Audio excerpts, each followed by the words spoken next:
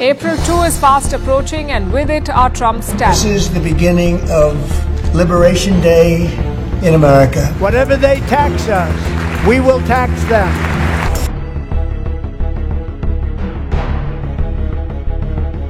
የኢኮኖሚ ውድቀት the Great Economic Depression ተባባሰ።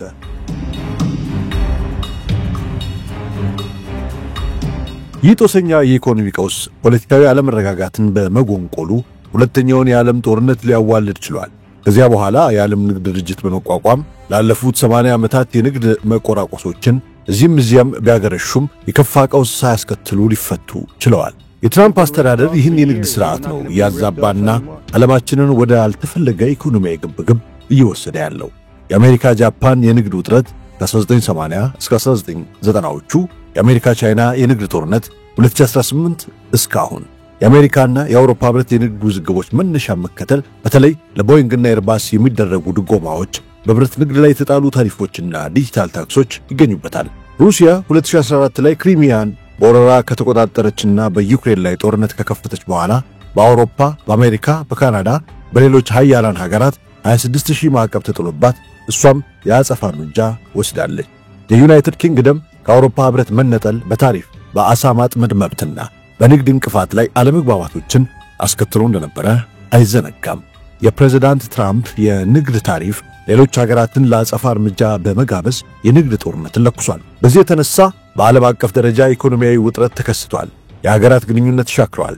የሽርክና ገበያው መረጋጋት ተስኖታል። ሸማቹ ለተጨማሪ ወጪ ተዳርጓል። በዜጎች የሥራ ዕድል ላይ የስጋት ዳመና አንዣቧል። ትራምፕ የታሪፍ ሰው እስከ መባል የደረሱት ታሪፍን እንደ መደራደሪያ መሳሪያ የማየት አባዜ ስለተጠናወታቸው ነው። በመጀመሪያ የሥልጣን ዘመናቸው እንዲሁ ከቻይና ወደ አሜሪካ በሚገቡ የአልሙኒየም የብረት ምርቶች ላይ ታሪፍ ጥለው ነበር። $100 ቢሊዮን በሚገመቱ የቻይና የቴክኖሎጂ፣ የግብርና፣ የኤሌክትሮኒክስ ምርቶች ታሪፍ ጥለው ቻይናም በአጸፋው በአሜሪካ የግብርና ምርቶችና መኪናዎች ታሪፍ መጣል አይዘነጋም። በሀገራት መካከል የሚደረግ የታሪፍ አጸፋዊ ምላሽ ነጮቹ ቲት ፎር ታት ይሉታል።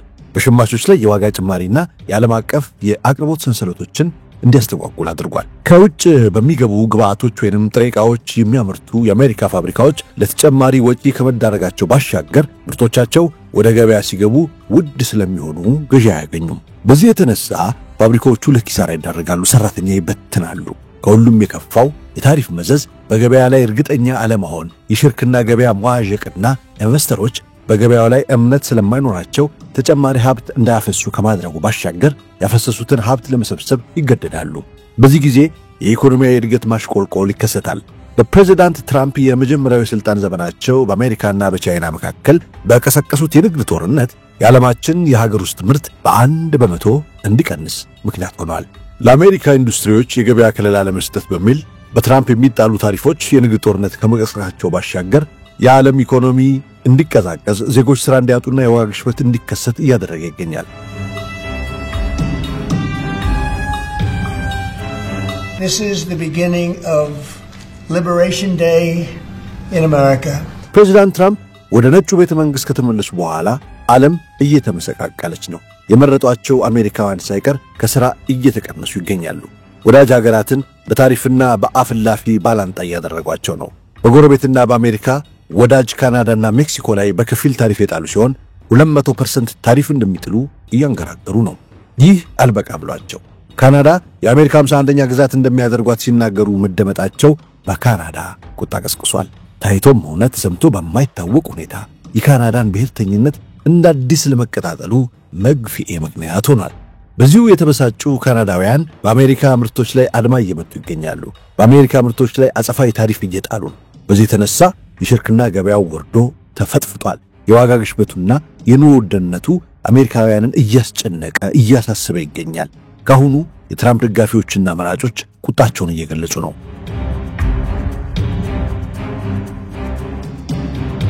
የታላላቅ ኩባንያዎች ዋና ሥራ አስፈጻሚዎች አበክረው የፕሬዝዳንት ትራምፕን ታሪፍ ጭማሪን አጥብቀው እየተቹና እየተቃወሙ ይገኛሉ። ከኑግ ጋር የተገኘ ሰሊጥ አብረተ ወቀጥ እንዲሉ የፕሬዝዳንቱ ቀንደኛ ደጋፊ ሆነውና የመንግስት ወጪ ቅነሳ ላይ የተሾመው በዓለማችን ቁጥር 1 ቢሊዮነር ኤለን መስክ ንብረት የሆነው የቴስላ ሽርክና ዋጋም እያሽቆለቆለ ነው። በዚህ የተደናገጡት ፕሬዝዳንት ትራምፕ በአሜሪካ የፕሬዝዳንቶች ታሪክ ባልተለመደ ሁኔታ የቴስላ መኪና አሻሻጭ ሆነው ተከስተዋል። ከተለያዩ የቴስላ ሞዴል መኪኖች ፊት ቆመው ኤለን መስክን ከማድነቅ አልፈው አንድ ቴስላ መኪና መግዛታቸውን ይፋ ያደረጉ ሲሆን መኪና ውስጥ ሲገቡም ታይተዋል። ይሄ የጥቅም ግጭት የኮንፍሊክት ኦፍ ኢንተረስት ጥያቄ አስነስቷል። ስልጣናቸውንና ነጩ ቤተ መንግስት ቴስላን ለማስተዋወቅ እየተጠቀሙበት ነው፣ ይህ ደግሞ የለየለት የሕግ ጥሰት ነው በሚል ሚዲያው እያጠለጠላቸው ይገኛል። የንግድ ጦርነቱ እየተጧጧፈ ባለበት ነው እንግዲህ ትራምፕ በአውሮፓ ውስኪና ሻምፓኝ ምርቶች ላይ 200% ታሪፍ ጥላለሁ ያሉት። በአሜሪካና በአውሮፓ ህብረት እንዲሁም ኔቶ አባላት ሀገራት መካከል ንፋስ በገባበት ሰሞን ሌላ ግንኙነትን የሚያሻክርና ዓለማችንን ወደ ለየለት የንግድ ጦርነት ውስጥ የሚዘፍቅ ነገር ውስጥ ነው የገቡት ሲል የአሜሪካው ተነባቢ ጋዜጣ ፖለቲኮ ትራምፕን ይተቻል። የአውሮፓ ህብረት ገና በመጋቢት ወር መጨረሻ ላይ በአሜሪካ የውስኪ መጠጥ ላይ የ50% ታሪፍ እጥላለሁ ስላለ ነው ትራምፕ የ200% አጸፋዊ ትርፍ እጥላለሁ ያሉት። ትራምፕ ካናዳን ጨምሮ ከአውሮፓ ወደ ሀገራቸው በሚገባ አልሙኒየምና ብረት ምርቶች ላይ የ25% ታሪፍ ጥለው አውሮፓውያን አጸፋዊ ታሪፍ ይጥላሉ ተብሎ እየተጠበቀ ሳለ ነው የአውሮፓንና የአሜሪካን ወይንም ትራንስ አትላንቲክን የንግድ ጦርነት የሚያቀጣጥል የትራምፕ ታሪፍ ይፋ የሆነው። ትራምፕ ትሩዝ በተሰኘው ማህበራዊ ሚዲያቸው የአውሮፓ ህብረት በአሜሪካ ውስኪ ላይ የጣሉትን ታሪፍ ካላነሱ 200% ታሪፍ ይጠብቃቸዋል ሲሉ አስጠንቅቀዋል። በነገራችን ላይ በዚህ ታሪፍ ክፉኛ የሚጎዱት ፈረንሳይ፣ ጣሊያንና ስፔን ናቸው። ለዚህ ነው የፈረንሳይ የግብርና ሚኒስትር አኔ ጌንቫርድ ዓለም አቀፉን የንግድ ሕግ የሚጻረር የትራምፕ ታሪፍ እውን የሚሆን ከሆነ አውሮፓ የአጸፋ መልስ ትሰጣለች ሲሉ ለፖለቲኮ የተናገሩት። የአውሮፓ ወይን አምራቾች ሊቀመንበር ሳንቼዝ ሬካርቴ ደግሞ ይህ የትራምፕ ታሪፍ ሌላ ምንም ማለት አይደለም፣ የአውሮፓ ምርት ወደ አሜሪካ እንዳይገባ ማገድ ነው። በነገራችን ላይ ይላሉ አሜሪካ ለአውሮፓ ትልቁ ገበያ ነው፣ በብዛትም ሆነ በገቢ ሌላ የሚስተካከለው ገበያ የለም። ይሄ ዘርፍ የአሜሪካና የአውሮፓ የታሪፍ ጉልበት መፈታተሻ መሆን የለበትም ይላሉ ሊቀመንበሩ። ማንም የማያተርፍበትን የንግድ ታሪፍ ትራምፕ ከመረጡ እኛም በአሜሪካ ብረትና አልሙኒየም ላይ ተመሳሳይ ታሪፍ እንጥላለን። የአሜሪካ የንግድ ሚኒስትር ሃዋርድ ሉትሪክ የአውሮፓ ህብረት የአጸፋ ታሪፍ የአሜሪካን ክብር የሚነካ ሲሉ ተችተውታል። ከብሉምበርግ ቴሌቪዥን ጋር ባደረጉት ቃለ ምልልስ ትራምፕን ማስቀየም አጸፋው የከፋ ነው ሲሉ የአውሮፓ ህብረት ያስጠነቅቃሉ። በማከልም ካናዳና አውሮፓ ለፕሬዝዳንት ትራምፕ አክብሮት የላቸውም፣ አሜሪካ የራሷን የአልሙኒየምና የብረት ኢንዱስትሪ አሳድጋ ራሷን እንደምትችል እንኳን አያስቡም ሲሉ ሃዋርድ ይተቻሉ።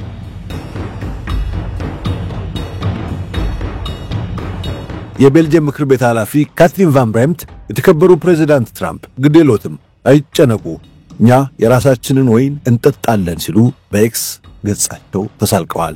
አዲሱ የካናዳ ጠቅላይ ሚኒስትር የትራምፕን ታሪፍ እንደሚፋለሙ ቃል ገብተዋል። የካናዳው ገዢ ሊበራል ፓርቲ መሪ ለመሆን በተደረገ ውድድር ያሸነፉት የቀድሞ የማዕከላዊ ባንክ ኃላፊ ማርክ ካርኒ ለፕሬዝዳንት ትራምፕ ቆፍጠን ያለ መልእክት አስተላልፈዋል። ኢኮኖሚያችንን ለማዳከም የሚሞክር አንድ ሰው አለ፣ የካናዳ ሰራተኞችን፣ ቤተሰቦችንና የንግድ ድርጅቶችን እያጠቃ ነው፣ እንዲሳካለት ልንፈቅድለት አይገባም ሲሉ ዶናልድ ትራምፕን ነቅፈዋል። አዲሱ ጠቅላይ ሚኒስትር ትራምፕ እያደረሱ የሚገኙትን ተጽዕኖ ለመቋቋም ከተለመደው የተለየ አካሄድን መከተል እንደሚገባ አጽንኦት ሰጥተው ተናግረዋል። ትራምፕ በካናዳ ላይ ለጣሉት የ5% ታሪፍ የጀስቲን ትሩዶን አስተዳደር 30 ቢሊዮን የካናዳ ዶላር ዋጋ ባላቸው የአሜሪካ ምርቶች ላይ የታሪፍ ጭማሪ በማድረግ ምላሽ መስጠቱ ይታወሳል። የአማርኛው ሪፖርተር በዚህ ሰሞን የትራምፕ ታሪፎችና የተፈራው የንግድ ጦርነት ብሎ ባስነበበው መጣጥፍ የአሜሪካ ፕሬዝዳንት ዶናልድ ትራምፕ ሜክሲኮና ካናዳ ላይ የጣሉት አዲሱ የ5% የታሪፍ ውሳኔ ለሚቀጥሉት 30 ቀናት እንደሚዘገይ የሁለቱ ሀገሮች ፕሬዝዳንቶች አስታውቀዋል። አፈጻጸሙ በዛ ሰሞን እንደሚጀምር ተነግሮለት የነበረውን የታሪፍ ውሳኔ አስመልክቶ የሜክሲኮ ፕሬዝዳንት ክላውዲያ ሼምቦም ሰኞ ዕለት ለጋዜጠኞች በሰጡት መግለጫ እንዳስታወቁት አሜሪካ በሜክሲኮ ምርቶች ላይ የጣለችው ታሪፍ ለአንድ ወር እንዲዘገይ የተደረገው ከፕሬዝዳንት ትራምፕ ጋር የስልክ ውይይት ካደረጉ በኋላ ነው። ታሪፉ እንዲዘገይ የተደረገውም ሜክሲኮ ከአገሯ ድንበር አቋርጠው ወደ አሜሪካ የሚሻገሩ ስደተኞችን ለመግታት በድንበር አካባቢ 10,000 ሰራዊት ለማሰማራት ቃል ከገባች በኋላ እንደሆነ ዓለም አቀፍ የዜና አውታሮች ዘግበዋል። ይህ በሆነ በሰዓታት ውስጥም የካናዳው የቀድሞ ጠቅላይ ሚኒስትር ጀስቲን ትሩዶ አገራቸው ከጎረቤት አሜሪካ ጋር ድርድር መጀመሯንና የተጣለባት የ5% ታሪፍም ለ30 ቀናት እንዲዘገይ መደረጉን ይፋ አድርገዋል። ጉዳዩ ግን በካናዳ ከፍተኛ ቁጣ መቀስቀሱ ነው የሚነገረው። ካናዳ ለጉልበተኛ የምትንበረከክ አትሆንም ትጋፈጣለች እንጂ ሲሉም የባንክ ኦፍ ኢንግላንድ ገዢ የነበሩትና በቅርቡ ስልጣናቸውን እንደሚለቁ ያወጁት ጠቅላይ ሚኒስትር ጀስቲን ትሩዶን የተኩት ማርክ ካርኔ ተናግረዋል። ካርኔ ኒውስ ናይት ከተሰኘ የቢቢሲ ፕሮግራም ጋር ባደረጉት ቃለ ምልልስ ትራምፕ ካናዳ ላይ የጣሉት ታሪፍ እንዲሁ በቀላሉ የሚታይ አይሆንም ብለዋል። አስተያየታቸውም በዓለም አቀፍ መገናኛ ብዙሃን በሰፊው ተዘግቧል። ፕሬዝዳንት ትራምፕ ካናዳ ሸብረክ ትላለች ብለው አስበው ይሆናል። እኛ ግን የምናፈገፍግ ሳይሆን ጉልበተኛን ፊት ለፊት የምንጋፈጥ ነን። እኛ በዚህ ጉዳይ ላይ አንድ ነን፣ እናም የመልስ ምት እንሰጣለን ሲሉም ተደምጠዋል።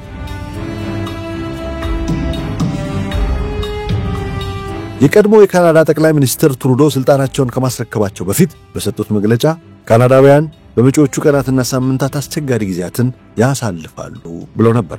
አርብ አመሻሹ ላይ ትራምፕ ፍሎሪዳ ወደሚገኘው ማራላጎ ቤታቸው ሲበሩ ሰንበትን እዚያው ሆነው በሥራ እንደሚያሳልፉ ያሳወቁ ሲሆን የትራምፕ ዕቅድ ከሀገሮች በመቶ ቢሊዮኖች ዶላር ገቢ ለመሰብሰብ ነው። የኢኮኖሚ ባለሙያዎች እንደሚሉትም ታሪፍ በአስመጪ ኩባንያዎች የሚከፈል ሲሆን ኩባንያዎቹም ተጨማሪ የሚሆነውን የታሪፍ ዋጋ ወደ ተጠቃሚዎቹ ያስተላልፋሉ ወይንም በዝቅተኛ ትርፍ ይቀጥላሉ። የፕሬዝዳንት ትራምፕ ታሪፍ መጀመሪያ ለተጨማሪ ወጪዎች የሚዳርገው አሜሪካውያንን ነው ይላሉ በካናዳ የንግድ ምክር ቤት የፐብሊክ ፖሊሲ ኃላፊ ማቲው ሆልምስ። ሮይተርስ እንደዘገበው ደግሞ የሜክሲኮ ፔሶና የካናዳ ዶላር የትራምፕ ታሪፍ ሕግ በሥራ ላይ ይውላል በተባለበት ዕለት ከአሜሪካ ዶላር አንጻር ማሽቆልቆል ታይቶባቸዋል። የሽርክና ገበያ ዝቅ ብሎ ያለ ሲሆን የመዋለ ንዋይ ሰነዶች ሽያጭ ትርፎች ጨምረዋል።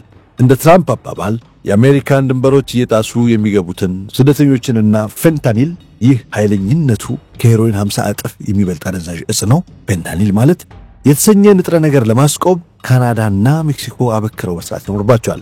ትራምፕ የታሪፍ ውሳኔዎችን በ30 ቀናት ሳያራዝሙ በፊት ውሳኔያቸው የመደራደር አቅም መጨመር ላይ የተመረኮዘ ነው ወይስ አይደለም ተብለው ለተጠየቁት በሰጡት መልስ አሜሪካ ከነዚህ ሀገሮች ጋር የምታደርገው የንግድ ልውውጥ ከፍተኛ ኪሳራ እያስከተለ ነው ብለዋል። የሆነ ሆኖ ትራምፕ የታሪፍ ውሳኔያቸው በአሜሪካውያን ሸማቾች ላይ የአጭር ጊዜ ተጽዕኖ እንደሚያሳርፍ እንደሚገነዘቡ መግለጻቸውንም ሮይተርስ ዘግቧል። ካናዳ ዝርዝር የበቀል ዕቅድ ነድፋለች። የፍሎሪዳ የብርቱካን ጭማቂን ጨምሮ ከአሜሪካ ወደ ሀገሯ የሚገቡ በርካታ ሸቀጦች ላይ ቀረጥ እጥላለሁ እያለች ነው። ይህም 105 ቢሊዮን ዶላር የሚጠጋ ነው። ካናዳ እርምጃዋን ከመውሰዷ አስቀድማ ከካናዳ ማህበረሰቦች ጋር እንደምትወያይ ከታመነ ምንጮች ሰምቻለሁ ሲልም ሮይተርስ ዘግቧል። የሜክሲኮ ፕሬዝዳንት ክላውዲያ ሼምቦም እንደተናገሩት ከሆነ ከአሜሪካ ጋር በረጋ መንፈስ ውይይቱን ለመቀጠል ተዘጋጅተዋል። የታሪፍ ተግባራዊነቱን ከመራዘሙ በፊትም አገራቸው የበቀል ታሪፍ በአሜሪካ ላይ ጥላ እንደነበረ ይታወሳል። ቻይና በበኩሏ ዋሽንግተን ዲሲ በሚገኘው ኤምባሲዋ በኩል የትራምፕን የታሪፍ ውሳኔ በጽኑ እቃወማለሁ ብላለች። በንግድ ጦርነትም ሆነ በታሪፍ ጦርነት አሸናፊ አይኖርም ሲልም በዋሽንግተን የቻይና ኤምባሲ መግለጫውን አውጥቷል። የዓለም የገንዘብ ድርጅት IMF እንዳሳወቀው ደግሞ የትራምፕ ታሪፍ ዓለም አቀፍ ኢኮኖሚ ድቀት ሊያስከትል ይችላል። ይህን ስጋት ደግሞ በአሜሪካ ትልቁ ባንክ የሆነው የጄፒ ሞርጋን ኃላፊ ጄሚ ዲሞን ይጋሩታል። ጆሽ ሊፕሲክ የአሜሪካ አጸደ ልሂቃን ወይም ቲንክ ታንክ የጂኦ ኢኮኖሚ ማዕከል ዳይሬክተር ናቸው። ቀደም ሲል የIMF አማካሪ በመሆን ሰርቷል። እሳቸውም የታሪፉ ውሳኔ ለ30 ቀናት ከመራዘሙ በፊት እንዳሉት ከሆነ የንግድ ጦርነት ወይንም የመጀመሪያ አገሮች ተኩሶባቸዋል። ትራምፕ ቀድሞው እንዳዘዙት የ60 በመቶ ታሪፍ ቻይና ላይ ሳይጥሉ ቀርተዋል። ይህ ደግሞ ቻይና በእፎይታ እንድትተነፍስ ያስችላል። የቤጂንግ ፖሊሲ አውጪዎች አሜሪካ አጋሮቿ ላይ 25 በመቶ ታሪፍ ስትጥል ተቀናቃኟ ቻይና ላይ ግን 10 በመቶ ብቻ የመጣለው ጉዳይ ሳያስገርማቸው አይቀርም ብለዋል እሳቸው። እንደሳቸው ገለጻ ከሆነ ይህ በሁለት ምክንያቶች የሆነ ነው። አንደኛው ምክንያት በአሜሪካ ሊከሰት የሚችለውን ከፍተኛ የዋጋ ንረት ለመቆጣጠር ሊሆን ይችላል። ካናዳና ሜክሲኮ ላይ የሚፈጠረው ጫና እጅግ ከባድ እንደሚሆን ይገመታል የሚሉት ሊፕሲክ ከአሜሪካ ጋር ያላቸው ንግድ ለካናዳ ሜክሲኮ በእጅጉ ወሳኝ የመሆኑ ያህል ለቻይና አይደለም። ቻይና ይህን ለመቆጣጠር የምትችለው በአንድ ዘዴ ብቻ ነው።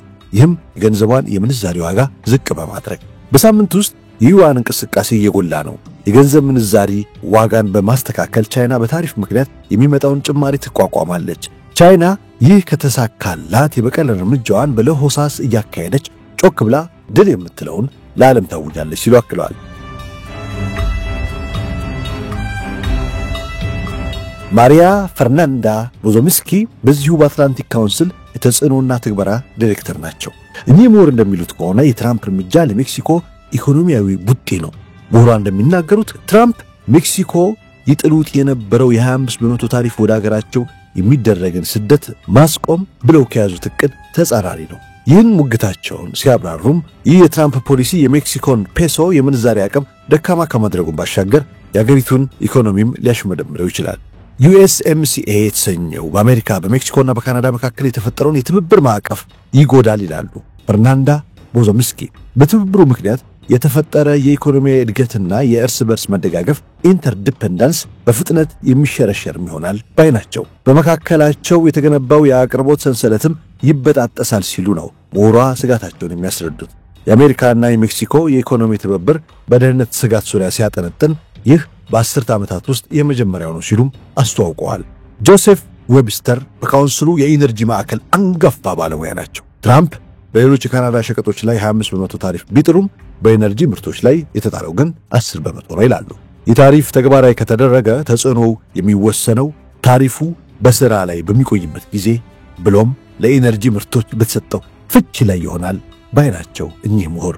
አነስተኛው የ10% ታሪፍ የኤሌክትሪክ ኃይልን፣ ባትሪዎችንና ማዕድናትን የማያካትት ከሆነ በአሜሪካ ውስጥ ያሉ የኤሌክትሪክ ተሽከርካሪዎች፣ ባትሪዎች፣ የመከላከያ ቴክኖሎጂዎች፣ ሰው ሰራሽ አስተውሎት እንዲሁም የድሮን ገበያዎች ላይ አሉታዊ ተጽዕኖ ይኖረዋል ባይ ናቸው። ግልጽ የሆነው ነገር የአሜሪካ የነዳጅ ማጣሪያዎች ከካናዳ ለሚላከው ድፍድፍ የሚከፍሉት ከፍ ያለ መጠን ይሆናል ሲሉም ተንብየዋል። የነገ ሰው ይበለን የሳሎን ቤተሰቦች።